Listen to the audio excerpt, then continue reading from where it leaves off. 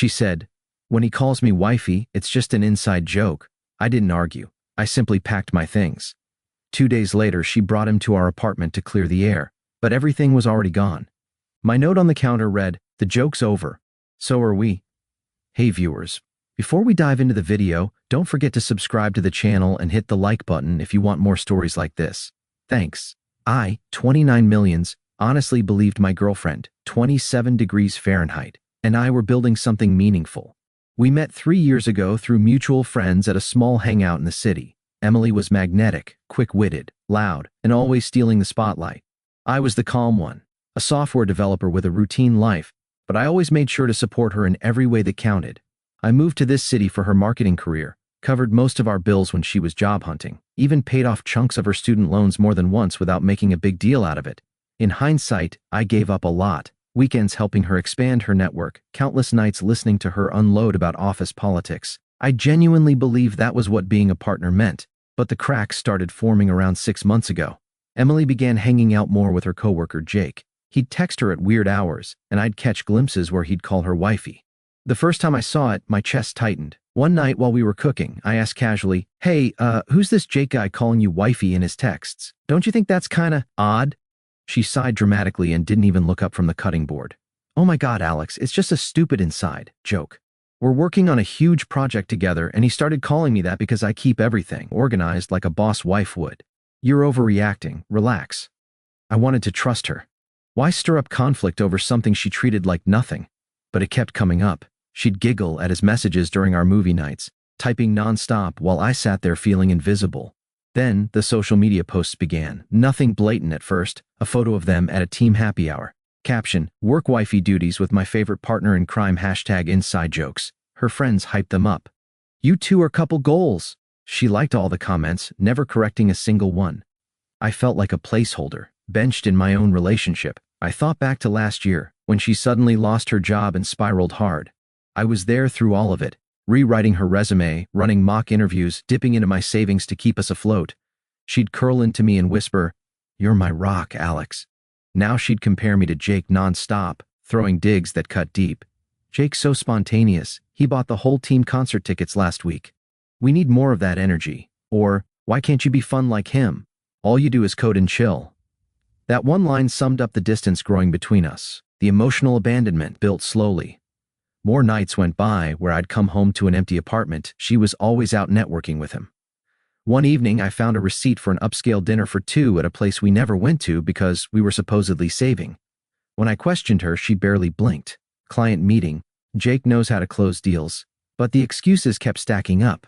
Mutual friends mentioned seeing them together, sitting too close, acting too familiar at bars. I stayed loyal, almost blindly so, even as the red flags multiplied. But the disrespect gnawed at me. I deserved more than being the dependable backup while she chased thrills somewhere else. The real blow came when I overheard her speaking to her sister. "Alex is great, but Jake just understands me. Calling me wifey is our thing. It's innocent. Innocent." Hearing that felt like being reduced to the punchline of some joke I didn't know existed. I sat with that ache for days, wrestling with whether I was imagining things. But the truth was obvious. I was giving everything, and she was treating me like a placeholder. Everything reached a breaking point on a Friday after a long day at work. I walked in expecting our regular takeout and quiet night. Instead, I found Emily pacing the living room, phone still in her hand. She glanced up as I entered, her face tight with a mix of defiance and smug certainty, as if she'd practiced this moment. "We need to talk, Alex," she said, arms crossing. I set my bag down, already sensing the shift. "All right, what's going on?" She let out an exaggerated sigh, as if I were the one inconveniencing her. "I've been thinking, it's not working anymore. You're steady, yeah, but I need excitement, passion. Jake and we've gotten close, really close." My stomach dropped, but I kept my expression flat. "Close? How close?" "Oh, don't pretend you don't know. You saw the messages, the wifey thing." She lifted her chin. "It's not a joke anymore. We've been seeing each other for a couple months. He makes me feel alive. You're comfortable, but honestly, you're boring. I want someone who challenges me. Someone who doesn't play everything safe." I stood there absorbing her words. The cruelty of dismissing our entire life as boring hit hard after everything I'd done. Still, I didn't shout. I didn't plead. "So you're choosing him?" She nodded, a triumphant edge to her smile. "Yeah, I am. And it's for the best. You'll find someone who fits your whole predictable vibe. Jake's taking me on a weekend trip next month. Spontaneous. Something you'd never do. Her excuses twisted deeper. Predictable. I moved across cities for her. I supported her through months of unemployment, paid every bill without complaint, and now she framed my stability as a flaw. I moved here for you. I kept us afloat. I had your back at every turn. And this? This is your gratitude. Cheating and calling it excitement? She waved her hand flippantly. Don't turn this into some debt ledger. Love isn't about money or favors. Jake doesn't hold things over my head. He just gets me. And the Wifey nickname? It started as a joke, but now, it feels right. We're moving on. You should too. I felt my thoughts spin, trying to reconcile how she could twist everything we'd been through into something ugly. Her reasoning was twisted. I'd been the one bending and adjusting, while she twisted the story to cast me as the problem. So what now? You want me to leave? Actually, she said, casually. I figured you could stay on the couch for a while until you find a place.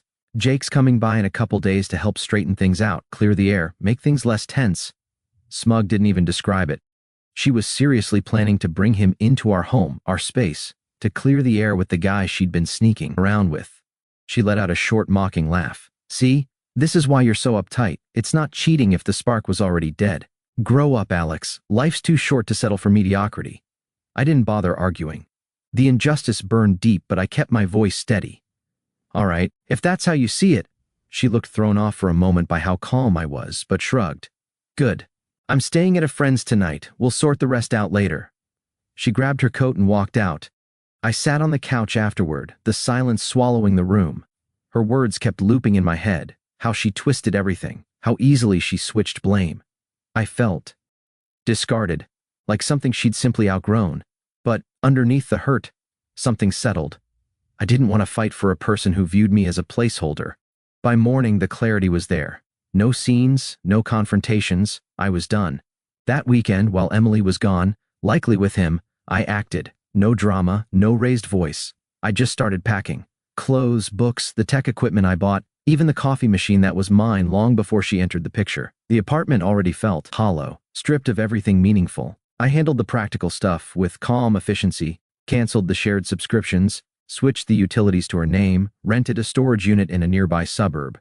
By Sunday afternoon, every trace of me was gone. Empty drawers, bare walls, half the furniture missing, the pieces I'd paid for.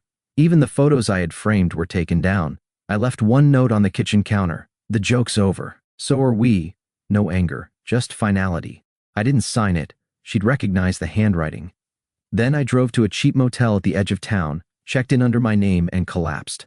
The next morning, I called my job and requested a transfer to another state, an option I'd been eligible for but always postponed for her. They approved it almost immediately. Turns out, the stability she mocked was exactly what my workplace appreciated. The next few days were spent tying up loose ends, changing my address, blocking her quietly on every platform.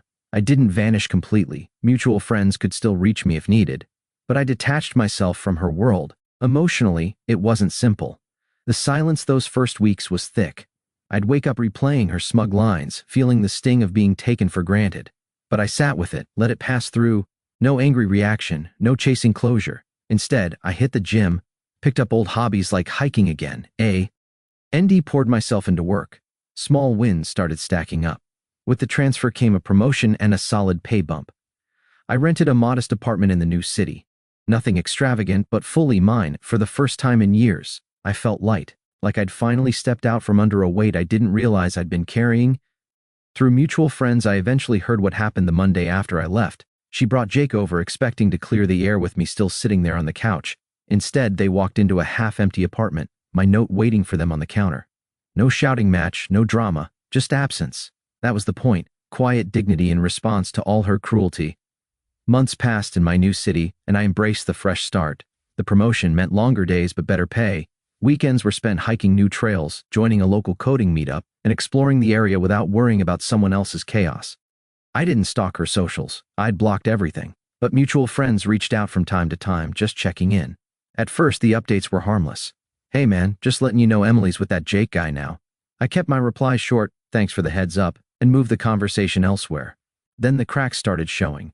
Turns out Jake wasn't the spontaneous golden boy she'd hyped up. He was a freelancer with unstable work, full of ideas but no follow-through.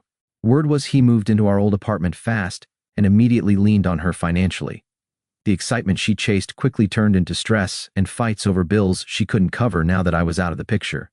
Someone mentioned she posted a cryptic going through things status online, then deleted it. Around 4 months in, karma showed up properly. Jake's instability escalated. He had a trail of exes who'd tried to warn her. Serial cheater, unreliable, emotionally volatile. But she'd ignored all of it, blinded by the adrenaline. He drained what savings she had on pointless business ventures, then got verbally nasty during arguments, throwing insults eerily similar to the ones she once used on me. Then came the final blow. He cheated on her with a coworker, got caught and bailed, left her holding the lease, overdue bills, and a shattered ego. She tried spinning it online as taking time to focus on myself, but mutual friends weren't buying it. A couple even cut her off after learning how she'd trashed my name to justify the affair. Her unraveling snowballed. She got distracted at work, performance tanked, and eventually she was fired. No savings, no support system. Her image took a hit. People who'd hyped up her upgrade now whispered about the hypocrisy. Friends who'd once laughed along with her inside jokes distanced themselves, realizing how much damage she'd caused. One guy messaged me saying, "She's a mess, man. Regrets everything." I didn't gloat. I just texted back, "Thanks for the update." The irony wasn't lost on me. She tossed me aside like a boring placeholder, only to become the punchline of her own story. Jake used her and disappeared, exactly the way she treated me. It wasn't vengeance, it was poetic balance. I let it be and kept focusing on my growth. I lost weight, gained confidence, started dating casually. Her downfall was just background noise, a reminder of the disaster I avoided. The first attempt to reach me came about a week after Jake ghosted her. My phone buzzed with a message from an unknown number, hers since I'd blocked the original. "Alex, it's me. Can we talk? I miss you." I stared at it with nothing but mild irritation, no reply. Then came the calls. Voicemails at first, her voice shaky, still dripping with that familiar manipulative tone. "Hey, it's me. Look, what happened with..." Jake was a mistake. He wasn't who I thought. "You're the stable one, the real thing. I see that now. Please call me." The hypocrisy was almost laughable. The stability she mocked was suddenly what she wanted most. I deleted it immediately. The messages kept coming. "Please, Alex, let me explain. It was just a phase. I got swept up in the excitement. But you're my future. Let's meet." Still nothing from me. She must have gotten my new number from a mutual friend, someone who later apologized for giving it out. 2 weeks later, she showed up at my old office, not knowing I'd transferred. A coworker texted me, "Your ex is here looking for you. She seems desperate." I pictured her pacing the lobby, but I was states away, completely unreachable. Her solo attempts only escalated from there. One evening, my doorbell rang. Somehow she'd tracked down my new address, probably through the same mutual contacts who'd cracked earlier. I opened the door cautiously. And there she was, eyes swollen, makeup smeared like she'd cried the entire drive over. "Alex, thank God. Can I come in? We need to talk." I stayed planted in the doorway, expression unreadable.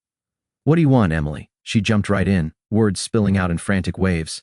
I messed up so badly. Jake was horrible. He cheated, drained my money, screamed at me constantly. I'm broke, unemployed, and alone. But you were always steady. I finally see what we had. Please, give me another chance. I'll change, I promise. No more jokes, no more chasing thrills. The desperation was thick, but beneath it was the same old entitlement, acting like her downfall obligated me to pick up the pieces. "So now you want someone stable because your excitement crashed and burned?" She winced but pushed harder. "Yes, exactly. You're reliable, Alex. I was stupid to throw that away. Let's start over. Move back, or I'll move here. And make it work." I shook my head slowly. "No." That lit the fuse. Her face twisted with anger. "No? After everything, you just walked out without a fight. Packed up like a coward. How could you ghost me when I needed you the most? Like you ghosted our relationship for Jake?" I replied evenly. No raised voice, no emotion. She stammered. "That's different. It was a mistake. You're just being petty, punishing me for one slip-up." I started closing the door. "Goodbye, Emily." I locked it, blocked the number she used, but she didn't stop. Then came the toxic entourage. First, a call from her sister, Mia, the same one who hyped the Wifey posts. "Alex, this is Mia. You need to talk to Emily. She's falling apart because of you. Be a man and forgive her. Family sticks together, even if she's not perfect." "We're not family," I said. "Don't call again." Blocked. Then her parents emailed, a joint message dripping with guilt tripping. "Son, we've always respected you. Emily is struggling. She told us everything. how you abandoned her with no warning. Come back and resolve this like adults. She deserves a second chance. Abandoned her? The revisionism was almost impressive. I didn't respond.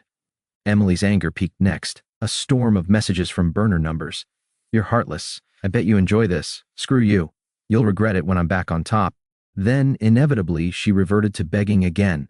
Please, Alex, I have nowhere else to go. I sat with it all, realizing the escalation only highlighted her true nature. No confusion left, just complete clarity. I'd outgrown the chaos she lived in. The final turning point came 8 months later at a mutual friend's wedding. I debated skipping, old circles, potential drama. But he was a close friend, so I flew back. By then, I was thriving. Solid career footing, consistent gym routine, and dating someone new. Sarah, kind, motivated, grounded. The opposite of Emily's emotional roller coaster. Things flowed naturally with her. No digs, no tests, no games. The ceremony was beautiful, but the reception buzzed the moment Emily walked in. She looked worn down, thinner, pale, forcing smiles. Friends had filled me in, still jobless, living with her parents, reputation shredded after the truth about Jake spread. She spotted me dancing with Sarah and froze, eyes wide with a mix of regret and jealousy. Later, she cornered us near the bar, voice tight with need. Alex, can we talk alone? Sarah gave my hand a supportive squeeze. I shook my head gently. Not necessary. Say what you want here. Emily looked at Sarah, bitterness flickering. Who's she? My girlfriend, I answered plainly. She swallowed hard. Listen, I see how well you're doing, that's great, but I've changed. Jake ruined me. Cheater, abusive, manipulative. I'm in therapy now, trying to fix myself. We could try again. You were always the right one. The lines were familiar, using her collapse as a plea for redemption, as if I owed her a second rewrite. I met her eyes, calm and unmoved. Emily, that's your journey. Mine's here now. I built a life without the chaos and disrespect. You're not part of it anymore. She teared up, anger simmering beneath. Irrelevant? After 3 years? You're seriously this cold? I thought you cared. I did, once. But you made your decisions. Good luck with yours. I turned back to Sarah, who smiled gently. Emily hovered for a moment, then stormed off, whispering sharply to a friend who shot me an embarrassed glance. The contrast was undeniable, her unraveling, me grounded and moving forward. As Sarah and I left early, I felt whole, free, evolved. Thanks for watching. Make sure to like the video and subscribe to the channel. What do you think of this story?